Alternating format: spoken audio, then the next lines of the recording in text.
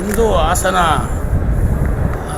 POCSO ವಿಶೇಷ ನ್ಯಾಯಾಲಯದಲ್ಲಿ ಸಕಲೇಶಪುರ ಗ್ರಾಮಾಂತರ ಪೊಲೀಸ್ ಠಾಣೆಯಲ್ಲಿ ನೋಂದಾಯಿಸಿದಂಥ ಪೋಕ್ಸೋ ಪ್ರಕರಣವಾದಂಥ ಕ್ರೈಮ್ ನಂಬರ್ 282/15 ಹಾಗೂ ಸ್ಪೆಷಲ್ CC ನಂಬರ್ 31/2016ರಲ್ಲಿ ಇವತ್ತು ಹಾಸನದ ಪೋಕ್ಸೋ ವಿಶೇಷ ನ್ಯಾಯಾಲಯದ ನ್ಯಾಯಾಧೀಶರಾದಂಥ ಶ್ರೀ ದೇವರಾಜ್ HM ಸರ್ ಅವರು 3 ಜನ ಆರೋಪಿಗಳಿಗೆ ಶಿಕ್ಷೆಯನ್ನು ಕನ್ವಿಕ್ಷನ್ ಮಾಡಿ ಶಿಕ್ಷೆ ಪ್ರಕಟಿಸಿದ್ದಾರೆ.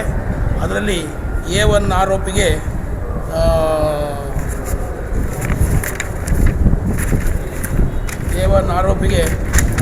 10 ವರ್ಷಗಳ ಕಾರಾಗೃಹ ರಿಗರಸ್ ಇಂಪ್ರಿಸನ್ಮೆಂಟು ಮತ್ತು 25,000 ರೂಗಳ ದಂಡ, ಹಾಗೆ ಸಂತ್ರಸ್ತೆ ಬಾಲಕಿ ಪರಿಶಿಷ್ಟ ಜಾತಿಗೆ ಸೇರಿದಂಥ ಸಂತ್ರಸ್ತೆ ಬಾಲಕಿ ಆಗಿದ್ದರಿಂದ ಅವರಿಗೆ SC ST ಕಾಯ್ದೆ ರೀತಿಯ ಶಿಕ್ಷೆಯನ್ನು ಸಹ ಪ್ರಕಟಿಸಿರುತ್ತಾರೆ. ಹಾಗೆ 2ನೇ ಆರೋಪಿಯಾದ ಹೊನ್ನಪ್ಪನವರಿಗೂ ಸಹ ಹೊನ್ನಪ್ಪನಿಗೆ 10 ವರ್ಷ ಕಾರಾಗೃಹ ರಿಗರಸ್ ಇಂಪ್ರಿಸನ್ಮೆಂಟನ್ನು ವಿಧಿಸಿದ್ದಾರೆ. ಹಾಗೂ 3ನೇ ಆರೋಪಿಯಾದಂಥ ಚಂದ್ರಶೇಖರ್ ಅವರಿಗೆ 7 ವರ್ಷಗಳ ಕಾಲ ಸಾದಾ ಶಿಕ್ಷೆಯನ್ನು ವಿಧಿಸಿ ಅವರು 3 ಜನಕ್ಕೂ ಸಹ ತಲಾ 25,000 ರೂಪಾಯಿಗಳ ದಂಡವನ್ನು ಸಹ ವಿಧಿಸಿರುತ್ತಾರೆ.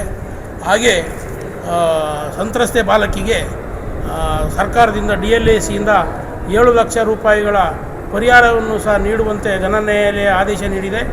ಇದರ ತೀರ್ಪುಗಳನ್ನು ಈ ತೀರ್ಪು ಸಮಾಜಕ್ಕೆ ಒಂದು ಉತ್ತಮವಾದಂಥ ಮಾದರಿ ಆಗಬೇಕು. ಇಂಥ ಅತ್ಯಾಚಾರಿಗಳಿಗೆ ಒಂದು ಕಠಿಣ ಸಂದೇಶ ರವಾನೆ ಆಗಬೇಕು. ಹಾಗೆ ನಮ್ಮ ಈ ನ್ಯಾಯಾಲಯದಲ್ಲಿ ನೀಡಿರುವಂಥ ತೀರ್ಪು ಇಡೀ ಸಮಾಜಕ್ಕೆ ಸಹ ಒಳ್ಳೆ ಮೆಸೇಜ್ ಆಗಬೇಕು ಅಂತೇಳಿ ನಾನು ನಮ್ಮ ನ್ಯಾಯಾಲಯದಲ್ಲಿ ನೀಡಿರುವಂಥ ತೀರ್ಪನ್ನು ಅಭಿಯೋಜಕನಾಗಿ ಸ್ವಾಗತಿಸ್ತೇನೆ. ಎಷ್ಟೆಲ್ಲ ಶಿಕ್ಷೆ ಇದೆ? 3 ಜನಕ್ಕಾಗಿದ್ದೀವಿ. 3 ಜನ ಒಟ್ಟಿಗೆ ಹೆಸರು? 3 ಜನದಲ್ಲಿ ಒಬ್ಬನ ಹೆಸರು ರೂಪೇಶು, A1 ಆರೋಪಿಯವನು, 2ನೇ ಆರೋಪಿ ಹೊನ್ನಪ್ಪ, 3ನೇ ಆರೋಪಿ ಚಂದ್ರಶೇಖರ. ಸಮಾಜದಲ್ಲಿ ಕೆಲವು ಕೆಟ್ಟ ಜನಗಳಿದೆ, ಅವರಿಗೆ ಸಂದೇಶ ಏನು ಕೊಡ್ತಾರೆ, ಜಾಗೃತಿ ಮೂಡಿಸ್ತಾರೆ ಸಮಾಜದಲ್ಲಿ ಇಂಥ ಪ್ರಕರಣಗಳಾದಂಥ ಸಂದರ್ಭದಲ್ಲಿ